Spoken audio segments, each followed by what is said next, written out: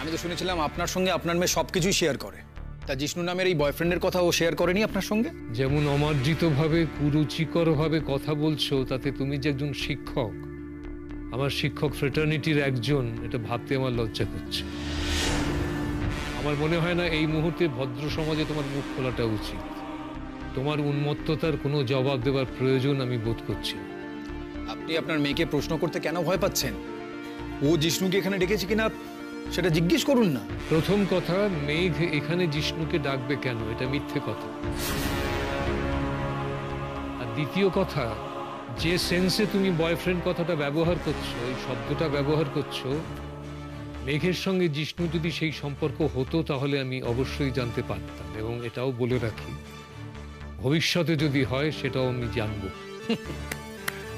কি অসাধারণ আধুনিক বাবা আপনি। আচ্ছা, আপনার লজ্জা করছে না এখানে দাঁড়িয়ে দাঁড়িয়ে আপনার বিবাহিতা মেয়ে সম্পর্কে এই কথাগুলো বলতে?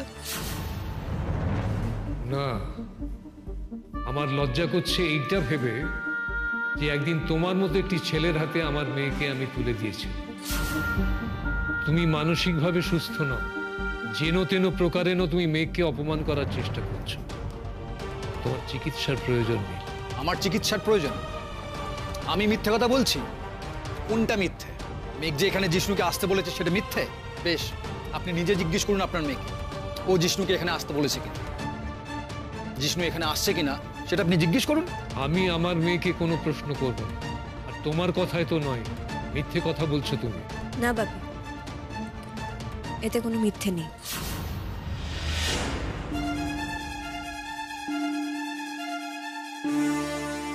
এতে কোনো মিথ্যে নেই যে জিষ্ণু এখানে আসছে। মিথ্যে নেই? না বাবু, জিষ্ণু আসছে, আর সেটার কারণ আছে বলেই সে আসছে। কি প্রফেসর রায়, শুনলেন তো? আপনার মেয়ে ওর বয়ফ্রেন্ডকে এখানে ডেকে পাঠিয়েছে। শুনলেন তো সবটা?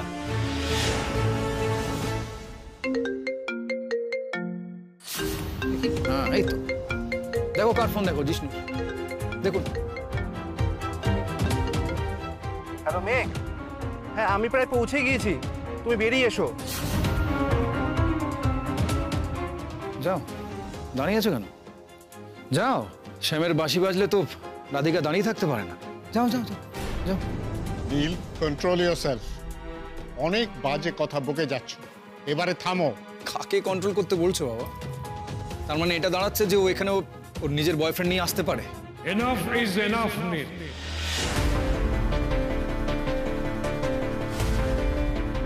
এই পরিবারের ছেলে যে এতটা অশিক্ষিত, এতটা নীচ, এতটা মূর্খ হতে পারে আমি জানতাম। এখানে কাউকে ডাকা বা না ডাকায় তোমার এত উত্তেজিত হওয়ার কোনো কারণ তো আমি খুঁজে পাচ্ছি। কিসের কারণে তোমার এত উত্তেজনা, এত রাগ? কোন অন্যায়টা করেছে মেয়ে? গিনি, তোমাদের বাড়িতে তো বেশ ফ্রি এন্টারটেনমেন্ট চলে না? মানে তোমার দাদার জোড়া পার্টনার, বৌদিরও জোড়া পার্টনার। এবার ভাবছি আমিও। প্রফেসর রায়, আপনি যদি ভুলে গিয়ে থাকেন তাহলে আপনাকে মনে করিয়ে দিই, এখানে মেঘকে ডাকা হয়েছে আমার স্ত্রী হিসেবে। সেখানে কোন সাহসে ওর বয়ফ্রেন্ডকে ডাকে? তোমাকে প্রথম কথা বলি, মনটাকে একটু বড় করো। এরকম ন্যারো মাইন্ডেড হলে ওই কাদাগলিতে তোমাকে ঘুরে মরতে হবে। একটা মেয়ে আর একটা ছেলে যদি পরস্পরের সঙ্গে কথা বলে, ফোন করে, মেসেজ করে, তাতে তুমি যে অর্থে বয়ফ্রেন্ড শব্দটা ব্যবহার করছো সেটা হয়ে যায় না। আর দ্বিতীয় কথা, মেঘ যদি তার বয়ফ্রেন্ডকে ডেকে থাকে, সে বাড়ির বাইরে ডেকেছে। সে বাড়িতে তাকে নেমন্তন্ন খেতে ডাকে। তা বাড়ির বাইরেটা তো তোমার এখতিয়ারের মধ্যে পড়ে না, তোমার অনুমতি সাপেক্ষ নয়। আমি আসল কথাটা তুমি বুঝতে পারলে তো? খুব বুঝলাম, আর বুঝে লজ্জায় আমার মাথাটা হিট হয়ে গেল। আমি, তুমি যে অপাত্রে স্নেহ দিয়েছো সেটা কি এবার বুঝতে পারছো? খুব বুঝেছি। আর তুমি যে বারবার নিজেকে অপাত্র বলে প্রমাণ করে যাবে সেটা বুঝতে পারিনি। ছি। বাহ বাহ, এই এত সব কিছুর পরেও তোমার আমাকেই খারাপ মনে হয়?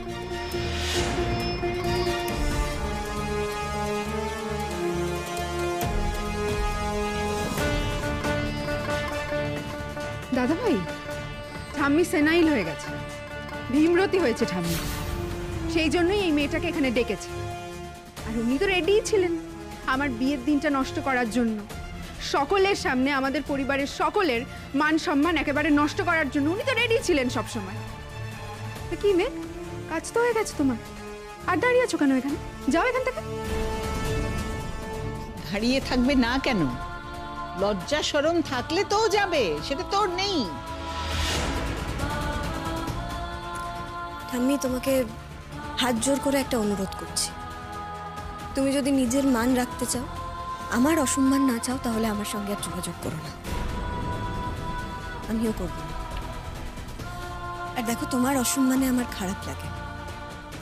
আজ আমার সঙ্গে এখানে যা যা অসভ্যতা হলো, যা যা ফিজিক্যাল টর্চার হলো, তার জন্য কিন্তু আমি অনেক দূর যেতে পারি। যাবো না স্রেফ তোমার মুখের দিকে তাকিয়ে। তোমার সঙ্গে আজ আমার এখানেই শেষ দেখা।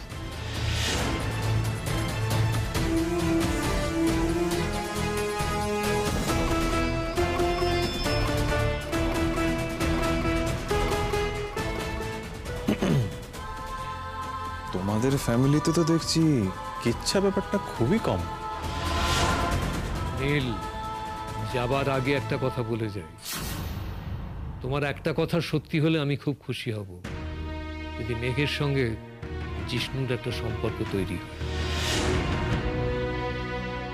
তাহলে বুঝবো যে মেঘের জীবনের উপর থেকে তোমার কালো ছায়াটা সরে গেছে। আরেকটা কথা বলি, ও যদি ওর বয়ফ্রেন্ডকে নিয়ে আসে, তাতে অসুবিধাটা কোথায়? যেখানে তুমি তোমার হবু স্ত্রীকে সকলের সামনে নিয়ে ঘুরে বেড়াচ্ছ, তুমি যদি ক্লেম করো যে মেঘ তোমার স্ত্রী এখনো, তাহলে তুমি এখনো তার হাজবেন্ড। তাহলে মেঘ যেটা করছে তুমিও সেই একই অপরাধে অপরাধী, তাই তো? নাকি তুমি একবিংশ শতাব্দীর শিক্ষিত বাঙালি, তুমি মনে করো পুরুষ যেটা পারে মেয়েরা সেটা পারে না?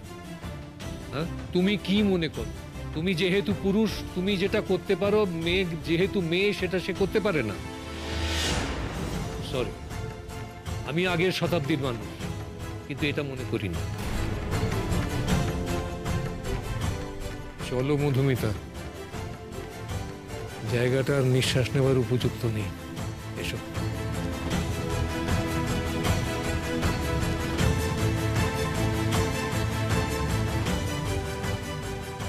জানতাম আমি জানতাম ওই মেয়েটা কিছুতেই আমার বিয়েটা ঠিক করে হতে দেবে না, কিছুতেই ওর আমার ভালো সহ্য হবে না। সকাল থেকে মনে হচ্ছিল আমার এটা, ও কার্স করে গেল আমায়। খারাপ হবে, আমার খারাপই হবে। আহ, এসব কি কথা? তোমরা সবাই এখানে দাঁড়িয়ে আছো কেন? ঠিক আছে, যা হবার সেটা হয়ে গেছে। আমি আমি আমার সমস্ত অতিথিদের কাছে হাত জোড় করে মাপ চাইছি। যেটা হয়ে গেছে সেটার জন্য আমি মাপ চাইছি আপনাদের কাছে। কিমি, চলো। তুমি উঠে এসেছো কেন? আমরা তো ছিলাম সমস্ত হ্যান্ডেল করার জন্য। তুমি চলো।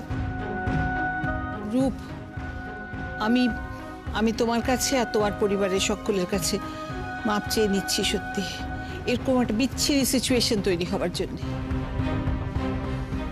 আপনারা আসুন সবাই। আর গিনি, চলো গিয়ে বসো, এবার সিঁদুরদান হবে, মণ্ডপে গিয়ে বসো। চলো, আসো।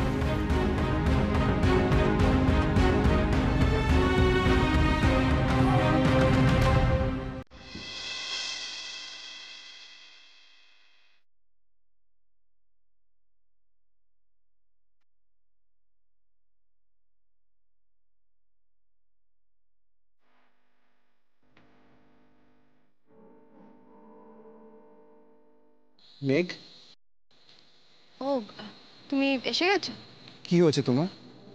তোমার চোখে মুখে এরকম অবস্থা? দেখো, কি হয়েছে সেটা আমি তোমাকে বলতে পারবো না, তাই জিজ্ঞেস করো না। সরি।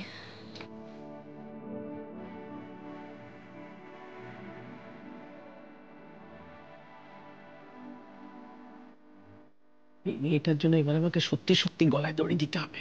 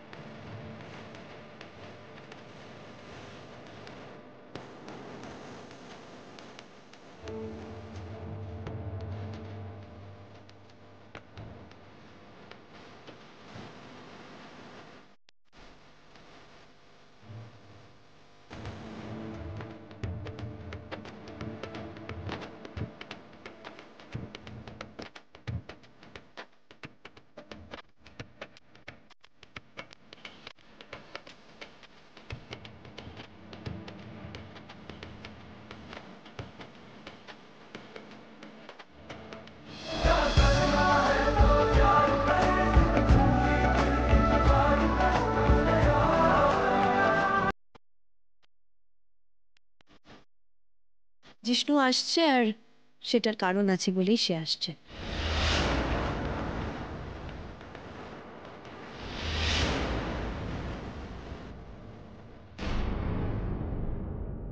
নীল, তোমার মনের মধ্যে কি আছে বলো তো? এখানে এসে তুমি একা একা মেঘের জন্য শোক করছো? না নীল, এইবার ময়ূরী আর ঠকবে না। আমি তোমাকে আর কিছুতেই মেঘের দিকে যেতে দেব না।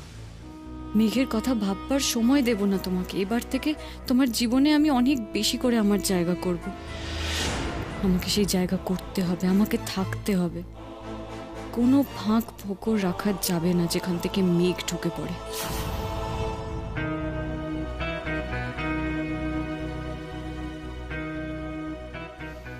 মেঘ, তুমি, আই সরি।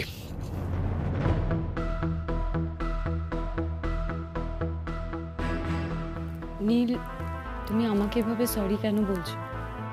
তোমার আমার সম্পর্ক তো সরি থ্যাংক ইউ নয়, তাই না? ময়ূরী, তোমার কি কিছু বলার আছে আমাকে? Nothing specific. দেখো, নিচে গিনির জীবনের একটা এত ইম্পর্টেন্ট ইভেন্ট, ওর বিয়ে, সেটা হচ্ছে, তুমি এখানে সেখানে নেই কেন? সেটাই তো জানতে এসেছি। আজকে আমি একটু ডিস্টার্ব আছি ময়ূরী। আমি জানি নীল, আমি জানি তুমি মেঘকে কতটা ভালোবাসো। আমি এটাও জানি ও তোমার ভালোবাসার আজ কিরমভাবে অপমান করেছে। তাই তোমার এই খারাপ লাগাটা খুবই স্বাভাবিক, কষ্ট হওয়াটাও স্বাভাবিক। আমি মেঘকে ভালোবাসি না। বারবার ধরে এক কথা বলে আমাকে ইরিটেট করো না তো।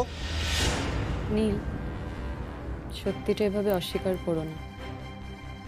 তুমি মেঘকে ভালোবাসো, তাই জন্যই ওর করা অপমানটা এভাবে তোমার বুকে বেজেছে। কিন্তু নীল, ও তোমার ভালোবাসার এতটুকুও যোগ্য না, সেটাও আজ সবার সামনে প্রমাণ করে দিয়ে চলে গেল। তো ও তোমাকে অপমান করবে বলে, ইয়েস, শুধুমাত্র তোমাকে অপমান করবে বলেই জিষ্ণুকে এখানে ডেকে পাঠিয়েছে। যা যা হয়েছে না ঠাম্মির জন্য হয়েছে। না না না, আমাকে ঠাম্মির সঙ্গে কথা বলতে হবে, হয় আমি না হলে মেঘ। এরপরেও যদি ঠাম্মি মেঘের সঙ্গে যোগাযোগ রাখে, তাহলে ঠাম্মির বড় নাতি বলে আর কেউ থাকবে না। এই নীল, প্লিজ কাম ডাউন। কি হয়েছে? তুমি অকারণে ঠাম্মার উপর রাগ করছো কেন? কেন? কি কেন? ঠাম্মাও কি জানতেন যে মেঘ সবকিছুকে এভাবে অসম্মান করবে? জানতেন না তো। মেঘ এখন ওই জিষ্ণুর মধ্যে মানে এমন মেতে গেছে, ওকে নিয়ে এমন বাড়াবাড়ি করছে যে ওর আর কোনো কিছুতেই কোনো হুঁশ নেই। কোনটা শোভন, কোনটা অশোভন, কোনটা উচিত, কোনটা অনুচিত, ও যেন কিছুই জানে না। এই মেঘের সঙ্গে ওই জিষ্ণুর রিলেশন আছে না, খুব স্টেডি রিলেশন। সেটা না হলে কি আর কেউ এইভাবে কাউকে ডেকে পাঠায় বল? আজ তো গানের ক্লাসে যাওয়া হয়নি, তাই জিষ্ণুর সঙ্গে দেখা হয়নি, তাই এখানে এভাবে ডেকে পাঠিয়েছে। এসব দেখতে দেখতেই তো আমাদের সারাটা দিন কাটে। সকালবেলায় ফোন, তারপর কোনো কোনো সময় তো আবার প্র্যাকটিসের নাম করে বাড়িতেই চলে আসে। আর ওই গানের ক্লাসে কি হয় এক্স্যাক্টলি আমি কিন্তু জানি না। কারণ দেখো, অমর চক্রবর্তীর মতন একটা মানুষ, সে ওদের রোজ রোজ এত সময় দেয় বলে আমার কিন্তু বিশ্বাস হয় না। আমার তো মনে হয় ওই ঘরটা ওদের একটা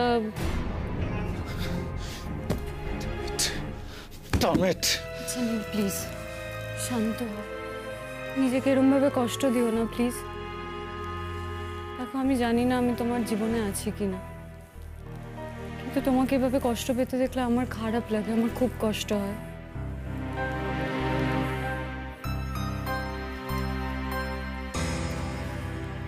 ময়ূরী, ময়ূরী, আমি তোমাকে বিয়ে করতে চাই। আমি তোমার সঙ্গে আমার জীবনে সুখী হতে চাই। দেখো, এতদিন অনেক ভুল করেছি, অনেক। আর না, এতদিনে আমি আমার জীবনের আসল ভালোবাসা খুঁজে পেয়েছি, তোমার মধ্যে।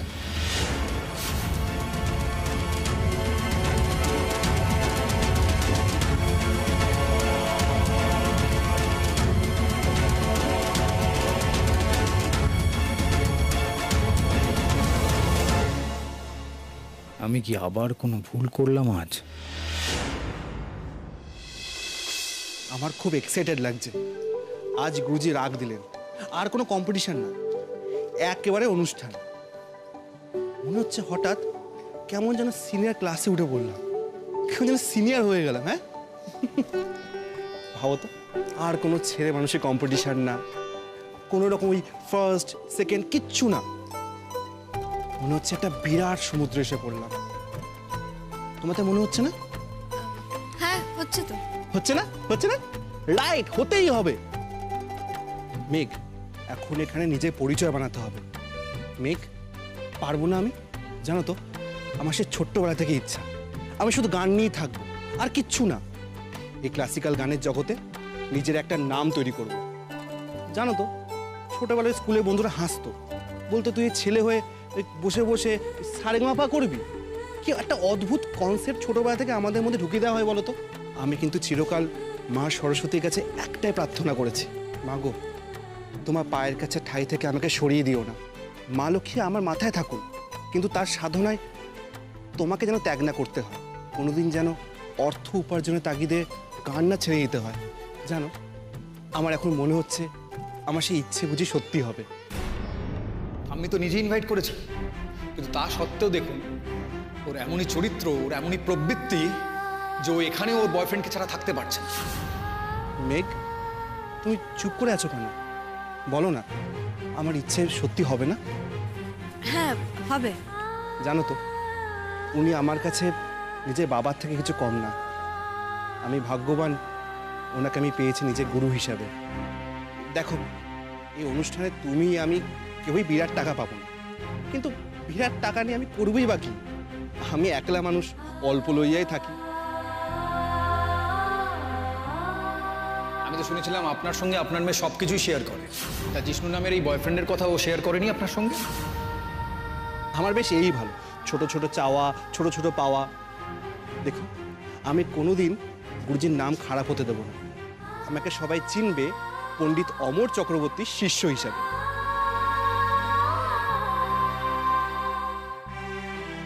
মেঘ, হ্যাঁ মেঘ, তুমি আমাকে বলেছো আজ তোমার কি হয়েছে সেটা নিয়ে প্রশ্ন না করতে। আমি সে প্রশ্ন করবো না, আজ না, কাল না, কোনোদিনই করবো না। কিন্তু আমার মনে অন্য একটা প্রশ্ন জাগছে, সেটা করতে পারি কি? বলো। মেঘ, আমাদের এই ডুয়েট অনুষ্ঠানটা নিয়ে তোমার মনে কি কোনো দ্বিধা আছে? মানে তুমি কি মন থেকে গানটা গাইতে চাইছো না, কিন্তু গুরুজির কথা ফেলতে না পেরে করতে বাধ্য হচ্ছ? মেঘ, তুমি কিন্তু একদম নিজের উপর জোর করবে না, তাতে গান সঙ্গীত খুব কষ্ট পায়, তার মনে ব্যথা লাগে যদি কেউ জোর করে তার সাধনা করে। মেঘ, তুমি আমার সাথে চলো তো, আমরা আবার গুরুজির কাছে যাই, গিয়ে বলি তোমার সমস্যা কথাটা। আর তুমি না আমার কথা একদম ভাববে না, চলো চলো। জিষ্ণু, তোমাকে একটা রিকোয়েস্ট করব। তুমি আমার এইরকমই বন্ধু হয়ে থাকবে সারা জীবন? মানে আমি আমি তো তোমার বন্ধুই। জানি, কিন্তু সারা জীবন থাকবে তো এরকম বন্ধুত্ব? দেখো, এসব সম্পর্কের জটিলতা, চাওয়া পাওয়ার হিসেব, এই সব ছাড়া একজন বন্ধু, সেই রকম বন্ধু হয়ে থাকবে আমার পাশে চিরকাল? মেঘ, আমি কোনোদিন তোমার সামনে সম্পর্কে দাবিনি দাঁড়াবো না। আমি তো তোমার চাওয়া পাওয়ার হিসেবের বাইরেরই বন্ধু। এমনটাই থাকবে সারা জীবন? যার কাছে আসলে আমাকে নিজেকে অপরাধী মনে হবে না, ভারাক্রান্ত মনে হবে না, নিজেকে অনেকটা হালকা লাগবে, এরকমই থাকবে? থাকবে। আমি সারা জীবন তোমার এমন বন্ধু হয়েই থাকবো। থেকো প্লিজ, এমনই থেকো। কি বলো তো, সকলে খুব তাড়াতাড়ি বদলে যায়, তুমি প্লিজ বদলে যাও না। এমন বদলে যেও না যাতে হঠাৎ বন্ধু থেকে শত্রু মনে হয়। মেঘ, মেঘ, তুমি এসব কি বলছো? একদম ঠিক বলছি। মানুষ বদলে যায় জিষ্ণু, বন্ধু শত্রু হয়ে যায়, চেনা মানুষ অচেনা হয়ে যায়, এরকমই হয়। আমি কথা দিচ্ছি, আমি তোমায় হতাশ করব। Thank you.